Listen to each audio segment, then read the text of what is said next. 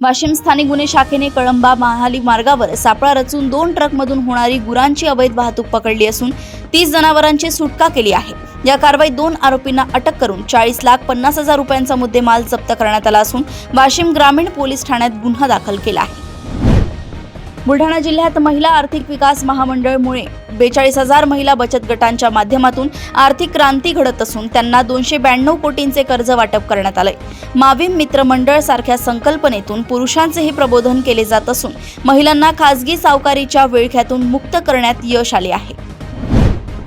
गडचिरोली छत्तीसगड सीमेवरील माचपल्ली जंगलात झालेल्या चकमकीत 5 लाख रुपयांचे बक्षीस असलेली जहाल नक्षलवादी रूपी रेड्डी सुरक्षा दलांच्या गोळीबारात ठार झाली आहे। या कारवाईमुळे उत्तर बस्तरमधील नक्षली चळवळीला मोठा हादरा बसला असून सुरक्षा दलांनी नक्षलवादाविरोधात निर्णायक यश मिळवले आहे। राज्यसभेची उमेदवारी न मिळाल्याने माजी खासदार नवनीत राणा भाजपवर नाराज असल्याचे बोलले जात असून त्यांनी समझदारों को इशारा काफी है अशी सूचक पोस्ट शेअर केली आहे। हजारो मिळतील पण त्या हजारांमध्ये आम्ही नसू अशा आशयाची त्यांची ही पोस्ट सध्या राजकीय चर्चांना उधाण आणणारी ठरत आहे।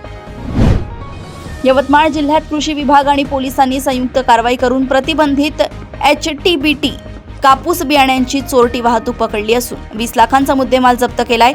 बोगस बियाण्यांचे मोठे रॅकेट उद्ध्वस्त करताना पोलिसांनी तिघांना अटक केली असून शेतकऱ्यांना बोगस बियाण्यांपासून सावध राहण्याचं आवाहन केलंय।